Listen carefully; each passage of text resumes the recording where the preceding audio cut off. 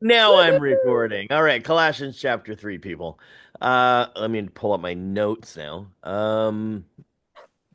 So I do believe we are looking at 313, if I remember correctly. Um, Yeah. so we want to connect last week's study to this week. So we're going to review the Hebrew education model just a little bit. Um, we got more people coming in. I think this is a newbie person. Be kind to them. Mm. Um, so so remember that chapter Colossians 3 verse, there we go. I think I need to wake up. That's the real issue. Verse 12 was about internal attitudes and actions, okay? Verse 13 says that these have consequences for the community. So, how I behave outwardly, how we bear with one another, the amount of tolerance that we show, and what we uh, do about forgiving. Okay. So, if you look at Exodus 34, 6, and 7, which is the So you want to, foundation of Shaul's oh, this is instruction, Albert Roy. I'm just listening. He's Zoom teaching. let me, I'm there we go. So if you look at Exodus 34, in fact, turn your Bible to Exodus 34, 6 to 7, which is the foundation of Shaul's instructions here. You see that Yah also says, forgive. So uh, we would read in Exodus 34, 6 to 7, Yehovah passed before him and proclaimed, Yehovah, a great, merciful, and gracious, slow to anger, and abounding in steadfast love and faithfulness, keeping steadfast love for thousands, forgiving iniquity and transgression and sin, but who will by no means clear the guilty, visiting the iniquity of the fathers on the children and children's children to the third and fourth generation. Okay, so this is Jehovah's um, autobiography. Okay, this is him telling you about his character. This is who he is at his core. And one of the words he says in there is, I am a forgiver. And he lists three things that he forgives: iniquity, transgression, and sin. And we're going to delve into this word forgiveness today and get a good handle on this, I hope. We're also going to delve into these three areas a little bit and make sure we have a good understanding of what he's actually saying when he says that about himself.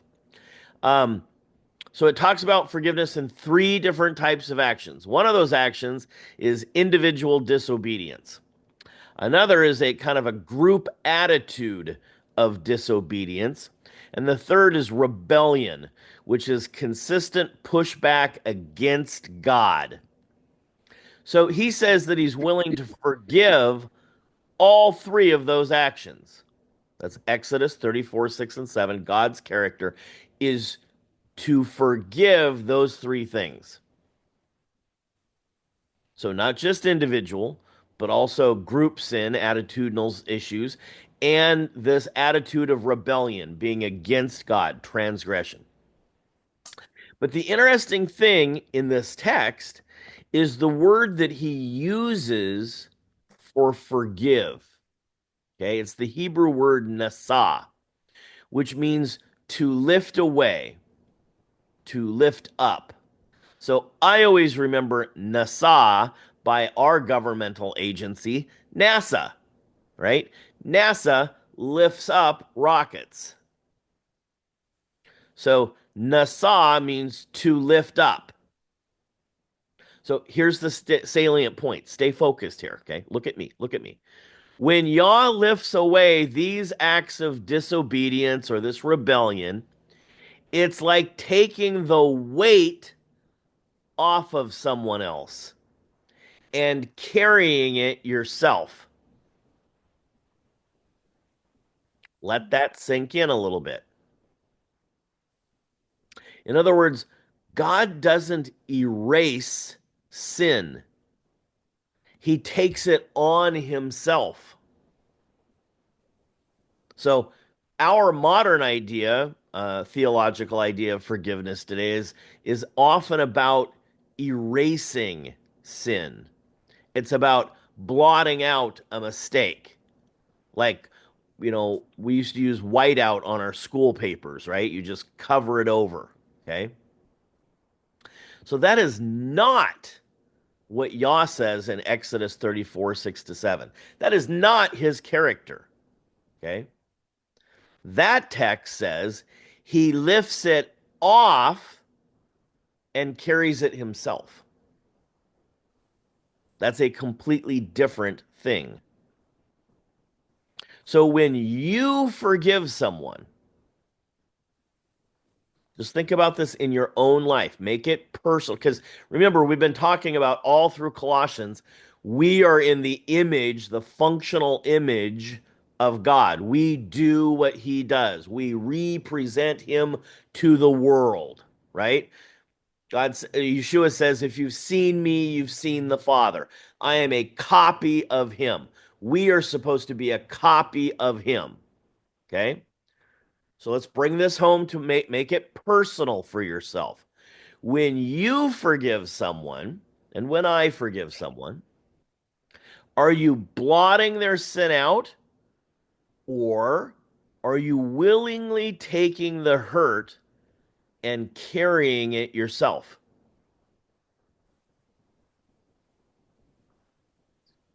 When someone offends us,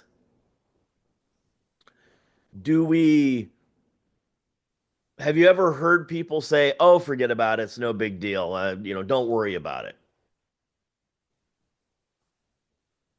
That is the erasing kind of forgiveness. I just won't think about it. I'll cover it over.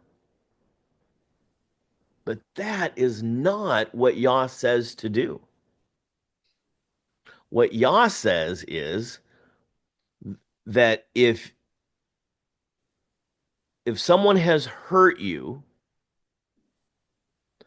I will carry it for you as if I were the one who had done the deed. That is a mind blowing, powerful idea of forgiveness. So, the object of forgiveness is to lift the weight, the burden off of the other person and carry it yourself.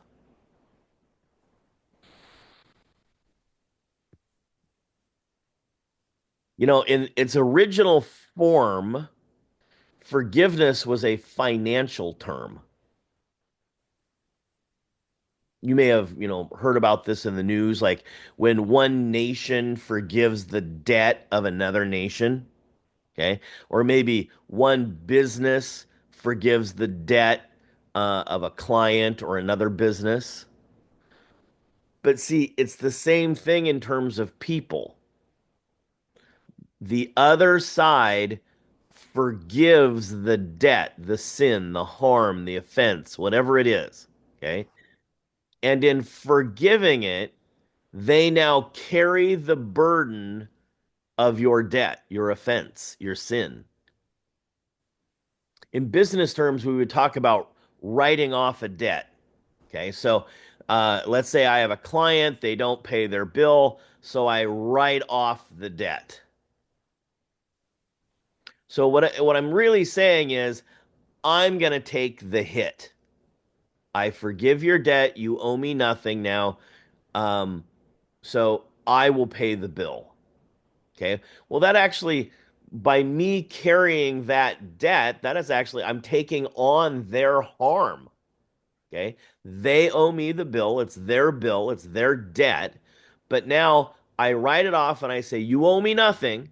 I forgive you your debt, but I'm going to carry the burden, the weight of that debt. I'm going to use my own money to make sure that the bank balance still says positive.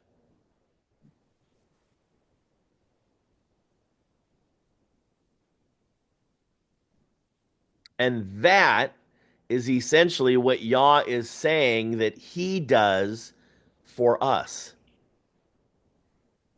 I mean, this is a really powerful idea, especially for a Gentile audience like Shaul is writing to here in Colossians. Why? Because that Gentile audience lived in a pagan world. And in a pagan world, it's a world of erasing sin, not carrying sin. This was a new concept to them. They understood forgetting. Oh, don't worry about it. It's fine, whatever. Okay? It's no big deal. Now, the Greek word that's used here is catharsis. It isn't just cleansing in like in the Hebrew idea. Catharsis is literally carrying the burden yourself. So, in other words, you step into the other person's life in such a way that you lift that burden from them and you carry it. Oh, but that's messy. Yeah, it is. Oh, but that's gonna hurt me. That's gonna cause me pain. Yes, it will. But that's what your father did for you. You now get to do it for others.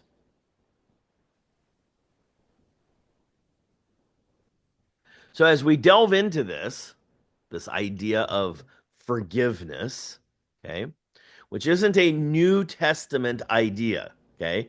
Again, Yah said in Exodus 34, 5 and 6, 6 and 7, this is his very nature, his very character. The first thing that comes to his mind when a situation happens is to carry the other person's burden, to forgive. So, should not that be the first thing in our mind? Now, it's important to comprehend that sin is not an ethical category, it is a religious category. Okay, so growing up in our Western default civilization and theology of the church today and stuff like that, we make it kind of an ethical thing. So Shaul doesn't spend time talking about forgiving sin. This is why terms are important, okay? If you're going to win an argument, if you enter into a debate, the way you win the argument is to be the person that defines the terms of the argument. If you want to do well in a contract and business, you make sure you define what the terms in the contract are. So Shaul doesn't spend time talking about forgiving sin, okay? Look what he says. Look at the verse, right? Forgiving each other whoever has a complaint against anyone. He doesn't say forgive their sins. He could say forgive their sins there. He doesn't say forgive their sins. Okay. For sin to exist, there has to be an offense against a divine command giver. So sin is not an ethical thing like wrongdoing. Okay. I mean, even an atheist can figure out that your conscience can tell you right from wrong. We've talked a lot about natural law, right? In Romans, we have God's law and we have natural law. You have to realize they say the same thing if you're looking. Okay, so a a group of Colossians sitting around here 2,000 years ago, they could understand. The Greeks understood that lying is wrong because it hurts society. It hurts the person you're lying to, it hurts you, it hurts the community. Because if you're lying to one another, then there is no trust. And if you can't trust each other, you cannot build a functioning society or community of people. So lying is wrong because its disruptive nature is against human existence. That's just natural law. Okay. But for Shaul, a Hebrew of Hebrews, that idea is religious, cultic. Okay. It is a direct violation given by Yah. However, in this letter, Colossians, Shaul addresses forgiveness as a general category, not as a category of sin alone. So he's making a kind of a universal, general statement here. Forgiveness as a way of interacting with everyone else in society. Shaul is interested more than anything else in unity. He's interested in building the community of believers, the ecclesia. And unity cannot occur if someone is still holding on to something in the past,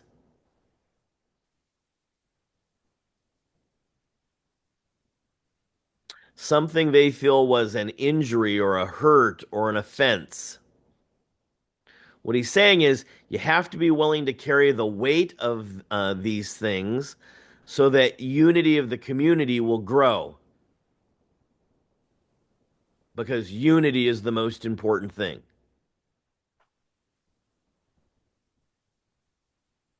So, an offense of any kind where you feel you were not treated properly,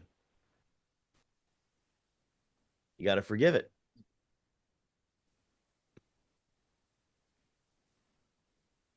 And like I say, every time I teach, every Sabbath I come on here and I teach, there's always something going on in my life that is the example for me to learn about this, right?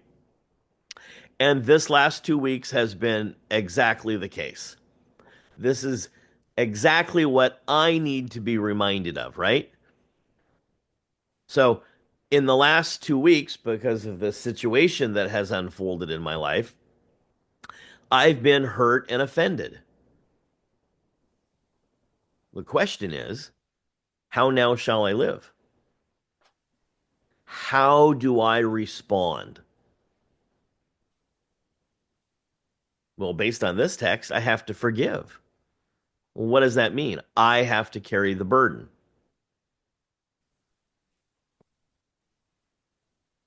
And particularly because the other side is a weaker brother.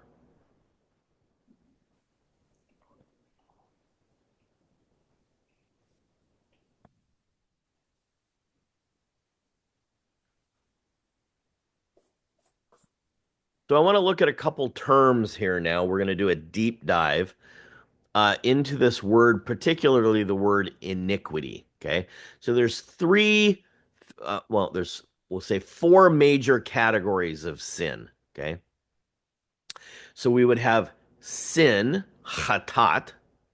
Okay. We would have iniquity, avon, also known as avon. We have pesha, which is transgressions, okay, or rebellions. And then we would have ma'al. So ma'al is the easiest one to deal with. Just move it off the table because we don't really have to deal too much with this. Ma'al is a sin against God's stuff. Okay, you don't mess with God's stuff. So once something has been given to God, to his temple, it now becomes God's stuff.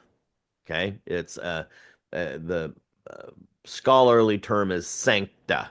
Okay, it's sanctified stuff, right? So again, we'll go back to my original analogy from years and years ago. If I have 12 cows and I own them. They're my cows. I've raised them and fed them and milked them and all those things. And now I give one of those cows to the temple. What does that make the cow? A holy cow. A holy cow. Okay. Because it belongs to the temple. That is now God's cow. Okay. So I can't go mess with God's cows now. Okay. It's God's cow. Now, the other cows, they're common cows. They're my cows. They're just regular beasts of burden. Okay. But if I had 12 forks and I gave one of those forks to God's temple, that fork is now a holy fork. Okay. It has a level of holiness that is higher than what it was when it was my fork, which was a common fork. Okay. So that's this idea of uh, common versus holy. Okay. So once something becomes God's, we don't have a right to mess with it, right? So you remember that ark that God built? That ark was God's ark, and not anybody gets to touch it. So what happened with the story of Obed-Edom?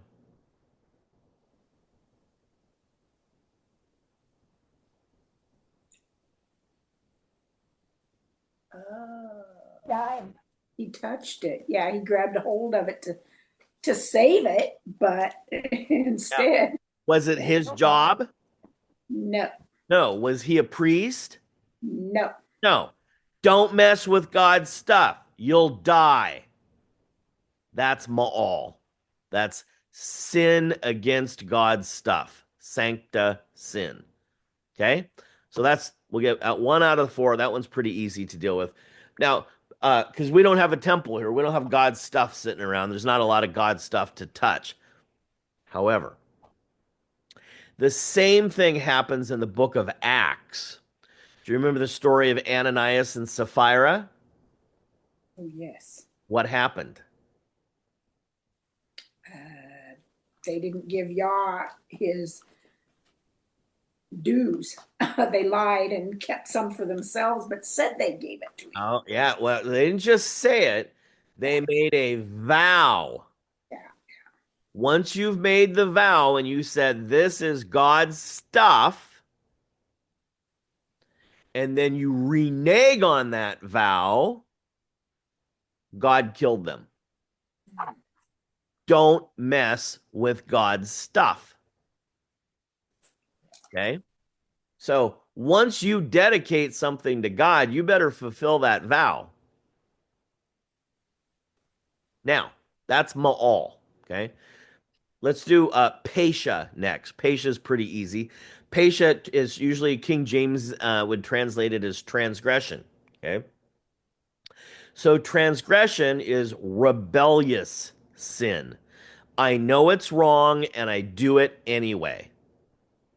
I know murder is wrong and I kill that person anyway. It's not self defense. I just didn't like how they treated me. Bang. Okay.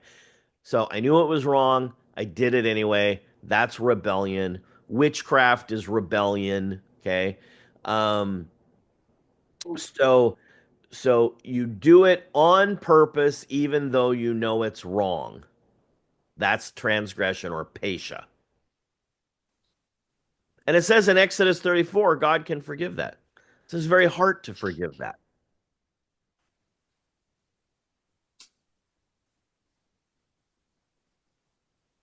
The Lord's Prayer, right? Our Father in heaven, holy is your name. Your kingdom come, your will be done on earth as it is in heaven. Give us this day our daily bread and forgive us our trespasses. Oh, forgive us our trespasses as we forgive those who trespass against us. It's not just that it's a sin. Okay. It's not just like an ethical category, right? He's saying, I'll forgive your sin to the degree that you forgive others' sin, but the sin that you're supposed to give is up to transgression. They purposely hurt you, and you carry it by forgiving them. Okay, questions on ma'al or trespass? Those are really easy ones to deal with.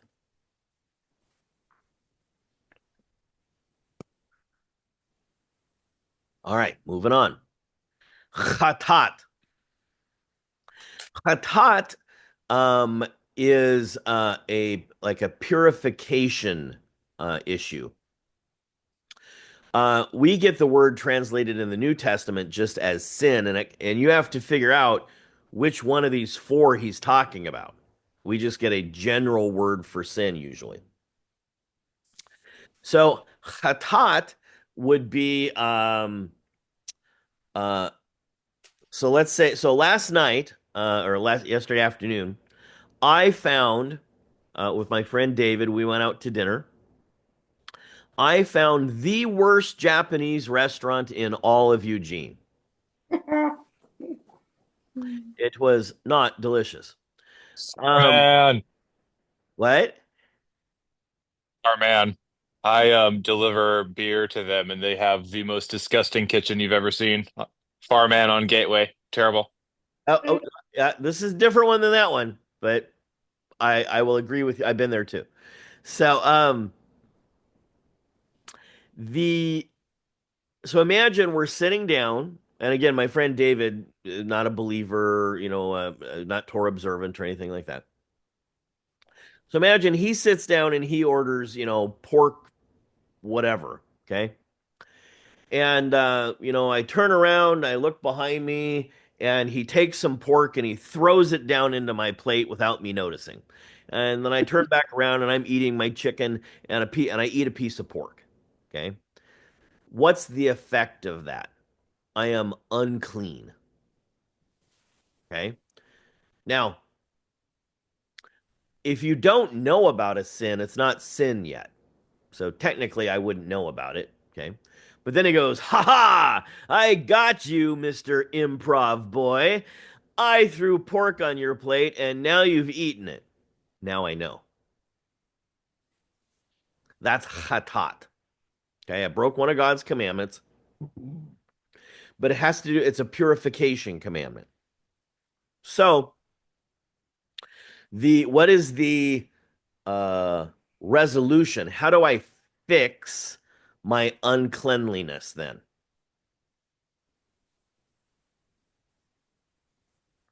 Mikvah. Body that Take a touched the shower. unclean thing. I go to a mikvah and I baptize myself.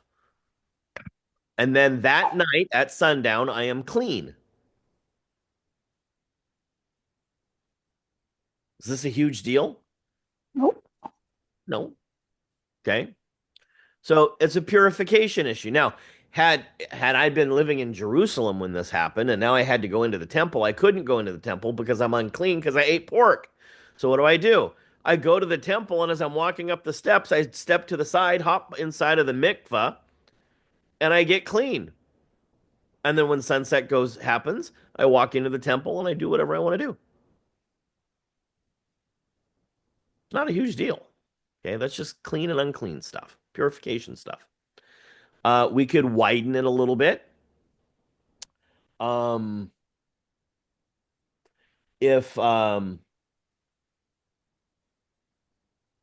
if I if a woman goes into labor, not that anybody in our congregation is getting close to experiencing something like that. Um, Come on, Savvy, get with it. Um, so when that happens, the woman becomes unclean because of the transference of blood. Okay. Or a woman going through menstrual cycle would be unclean during that time because of the blood. Okay. So how do you fix that?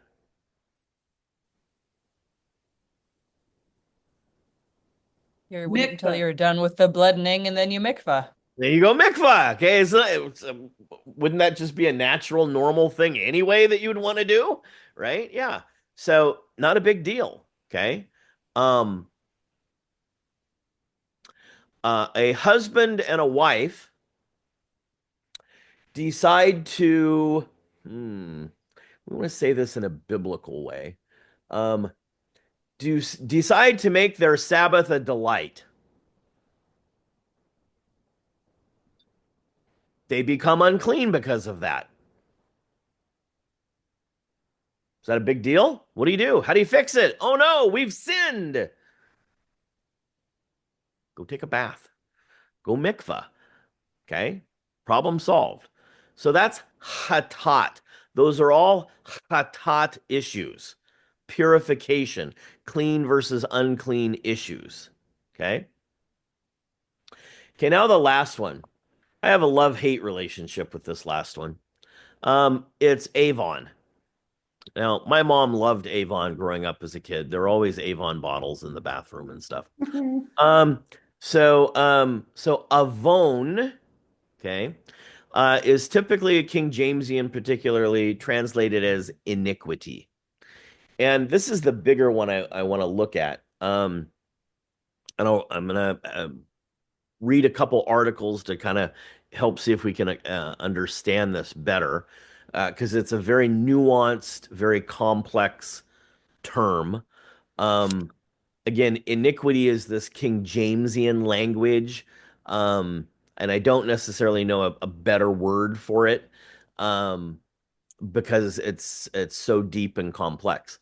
Um, and I have went through various understandings of this over the last 20 years, trying to really grasp this, and it's very, for me at least, very hard. Um, because I'm a guy and I like things simple and straight in boxes. And if it doesn't fit in my box, then I start getting a little upset. Um, so let me get to my notes here. Um, I feel like something didn't get copied right before we hit, so we did that.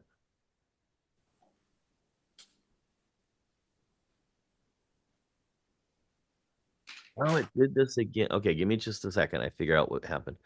So every one of my slides now says the same thing, and it shouldn't. So we're gonna close it down, quit, and reopen it. It's like happens like every 3 or 4 months. Um, there we go. Okay, so deep dive on iniquity. So, so let's look at Psalm 31:11. Okay. Um, this is a translation by Robert Alter. It says, "For my life is exhausted in sorrow, and my years in sighing. Through my crime, my strength stumbles, and my limbs are worn out." So in his translation there, the word crime is iniquity. So he has this note. It says, the translation follows the Masoretic text, which has ba avoni here, but the Septuagint and the Peshitta, the Aramaic text, says be oni. So in my affliction. So at least Alter here tells us which Hebrew text he uses. Most English Bibles don't do that. If you were to read the NASB, it would probably say, "For my life is spent with sorrow and my years with sighing. My strength has failed because of my guilt, and my body has wasted away." So they're going to put the word guilt in there. The NIV says, "My life is consumed by anguish, and my years by groaning. My strength fails because of my affliction, and my bones grow weak." So they use affliction.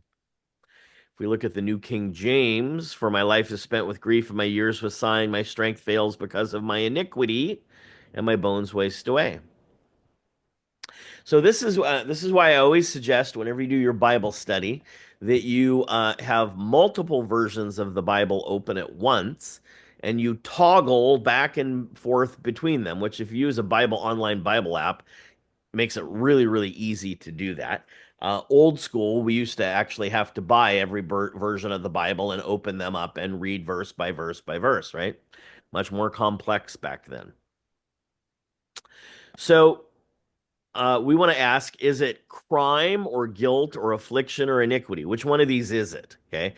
Because when you compare them and you find everybody's using a different word, what's happening is they're trying to describe a nuance in that Hebrew word that the other translations aren't using. Okay. But these aren't equivalent terms, are they? Time and affliction isn't an equivalent term.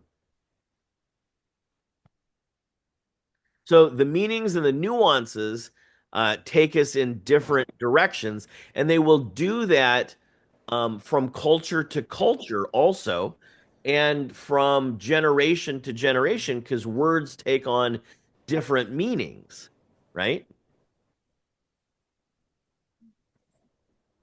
In this improv show that I went to yesterday, it was a improv version of Dickens' A Christmas Carol, with Tiny Tim and all that, Scrooge. And so because it's improv, they're making stuff up. And the audience is giving them suggestions about how to make things up in different scenes. And so one of the suggestions was something like that, Tiny Tim wants to go to university and he wants to go to MIT. And so then it became Manchester Institute of Theology. Why? Because they were in London, right? So they had to take the suggestion, but put it into the 1800s context, right? In London. Okay. So it's all these words that we're reading, our generation, our culture, a Western civilization, we all put meanings on these words that may not have existed when it was written. Okay. In the time of Moses. So that's why it's important to have all these different versions open and do a comparative study. And when you find one of those words that everyone has a different word, that's where you start digging. Because that's where you're going to find really cool nuggets. So in the KJV, New King James Version, and Alter's translation, they hint at David's distress in this verse. So he's reflecting on his one culpability. Okay. The other translations seem as if David complains about the stresses of life. So if the um Masoretic text suggests David is struggling with his personal guilt, why would translations like the NASB and the NIV choose to follow the Septuagint and remove that connection? Were they motivated to avoid the scandal of David's past? And for that matter, why does the Septuagint use a completely different word, hiding the possibility that David is overwhelmed by his guilt? We're not given any information that helps us answer those questions. Translators just give us words. And so we have to keep asking, does it matter? Maybe it doesn't. If we're only after the sense of the verse, many translations, many translations, that's all they want. They want the sense of the verse. So the use of affliction isn't quite as condemning. So affliction is what comes on you. That guy's afflicted by multiple sclerosis. It was something that happened to him. He didn't do it, right? Affliction isn't necessarily my fault. Guilt might lean in the right direction, but everyone is in some sense guilty about things, especially if you grew up Catholic like me. Um, it's a condition of being human, but iniquity and crime, those they're uncomfortably close to home. Again, why does it matter? It matters because I see myself in David's life then. I see the struggle, the blessing, the failure, the remorse, the family disaster, the naivete, the zeal, and the lust. Then this becomes my poem, my song. And when it becomes my poem, amazingly, now I have hope, not despair. Why? Because God loved David. And if he loved David, he can love me.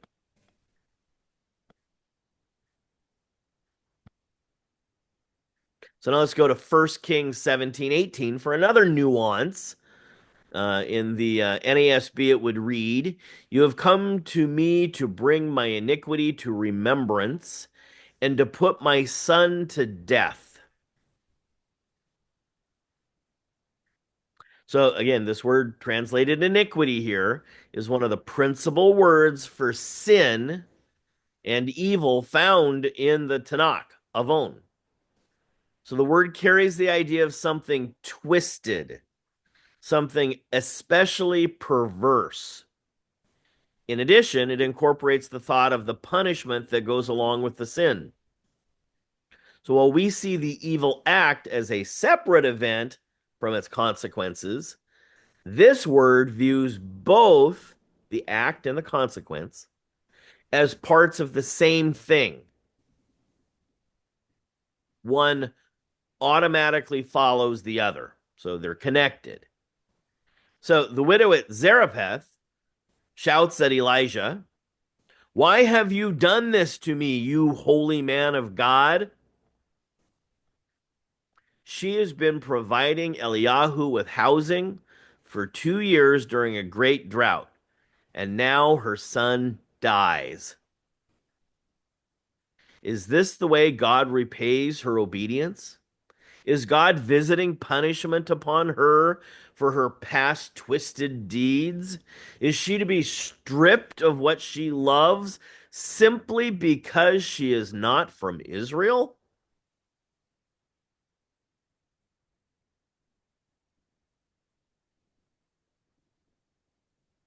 I often wonder if I'm any different than this widow. On many occasions, I have echoed that desperate cry. Is this the way you're going to treat me, God? Are you going to punish me now for all the twisted acts of my past?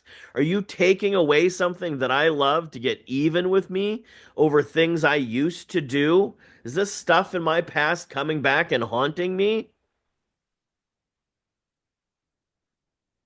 When life suddenly turns sour after years of obedience, don't we often cry out in the same way as this poor widow did? She acknowledges that her life used to be filled with twisted sins. She admits that she deserves punishment, but she's been faithful for such a long time now. You start wondering, does God just wait until the right moment to strike us down again? Now, if you go back to 1 Kings 17, you read the whole story, you'll see that Eliyahu does not answer that question. He doesn't say a word about her accusation. He just takes her son, brings him back to life through the power of God. He knows that no amount of religious debate will have any effect. He knows that if this widow is to have her confidence in God restored, something impossible must happen. Her son must live. What she treasured most in her life of poverty must be restored to her. There is only one demonstration that counts. God must show his compassion.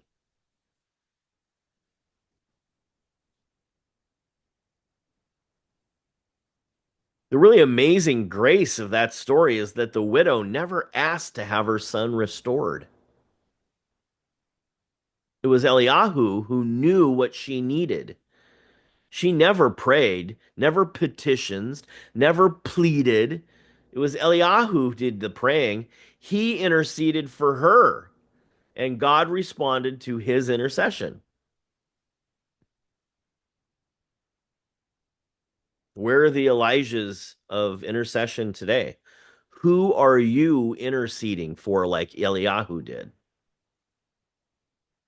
Where are the ones who take action on God's behalf simply because someone else needs to see God's compassion? We have to ask, am I the widow or the intercessor?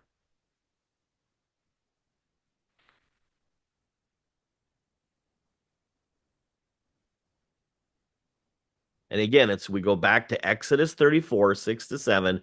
We represent God's character. He gives us his character there, and we see that avon, iniquity, is connected to the very nature of God, his ability to forgive the twisted past.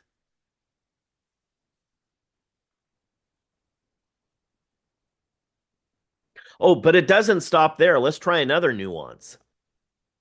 Run off to Mizmor, Psalm 39:11. I'll read it in the NASB.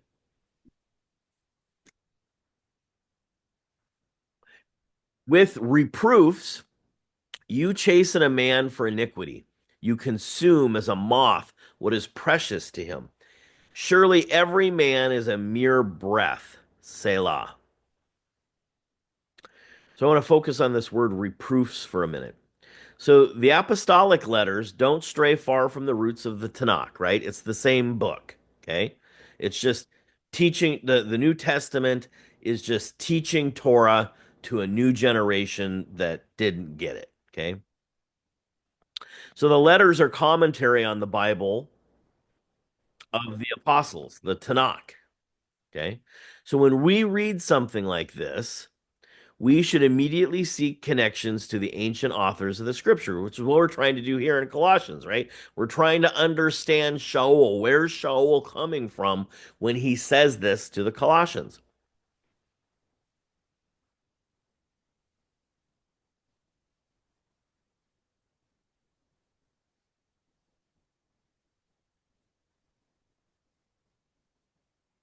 So you have not yet resisted to the point of shedding blood in your striving against sins, and you have forgotten the exhortation which is addressed to your sons.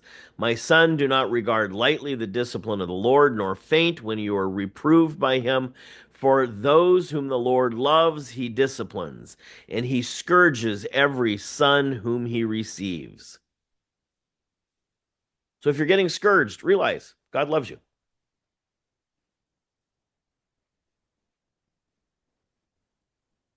And again, if we did a quick search on discipline, you would find in Deuteronomy 8:5, Psalm 94:12, Psalm 119:75, Proverbs 3:11 and 12, Psalm 39. Shaul follows the same idea in his comments to Timothy. All scripture is inspired by God and profitable for teaching, reproof, correction, righteous training. That's 2 Timothy 3:16. In all these instances, the context is positive. But in Psalm 39, it appears that reproofs for iniquity swallow up the man so there's nothing left. So the Hebrew term means judgment, decision, rebuke, or correction. So why does David feel in this instance that what would otherwise be essential for spiritual growth now seems to bring death? You consume as a moth, it said.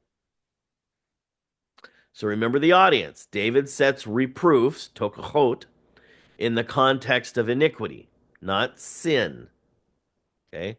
So remember, sin is the basic meaning of the verb. Or I'm sorry, iniquity, the basic meaning of the verb, is to bend, twist, and distort. So that can be seen in its concrete, non-theological use. I am bent over. Psalm 38:7. The Lord lays the earth waste and devastates it, and he ruins it. Ruins there. That's Isaiah 24:1. So from the primary notion, it derives the sense of to distort, to make crooked, and to pervert. Now, hatat, the word that we get for sin, this is the purificational word. The basic meaning of the root is to miss a mark or a way. The verb has the connotation of breach of civil law, failure to live up to expectations. So David's audience is not judged for infractions of civil law. His royal court has a much deeper problem: rebellion, the twisting of circumstances for personal gain. David is addressing an attitude of wickedness, not individual indiscretions. Therefore, these reproofs consume. They eat at you. They burn up this buried rebellion by melting away obstinacy and denial. The audience is exposed through the admissions of the king. David faces his own deep rebellion and admits that his life requires consuming reproofs. If the king can reveal such personal guilt, won't the audience be forced to follow suit?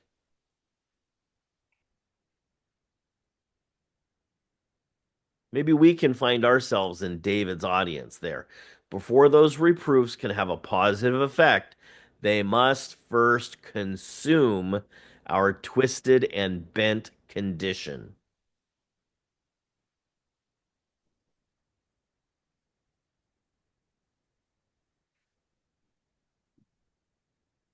And again, in Exodus 34:7, he is the one who forgives the twisted and bent condition. That means we have to also.